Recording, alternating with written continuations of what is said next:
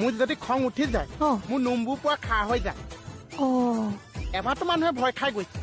মোক খং উঠি নোম খা হৈ গ'ল 4-5 দিনটো নোম নানামা হ'ল মানুহে তেল খানিছে পানী খানিছে না নোম নানামিছে লাষ্টত গৈ সকাম পাতিব লগা হৈছে কি কোৱা কেতিয়াৰ পৰা তোমাৰ এই খংটো মোৰ বহুত সৰু পৰা মই জন্ম আগৰ পৰা কেনেকে মানে মই যেতিয়া মায়ে গাত আছিলো মায়ে মানে বহুত গৰম বস্তু খাবলৈ মন কৰিছিল দেউতাই পানী উতলাই খুৱাইছে দালি উতলাই খুৱাইছে মায়ে আকৌ কৈছে আও গৰম এপাকতো দেউতা খং উঠি গ'ল একে মুখখন মেলি জ্বলা অঙঠা এটুকুৰা খুৱাই দিলে কি কোৱা এই অঙঠা যে পেটলৈ গ'ল গৰমটো মোক খং হৈ আহিল আৰু মানে এই যে অঙঠাই পুৰিলে মানুহটো অকণ ক'লা হৈ আহিলো আৰু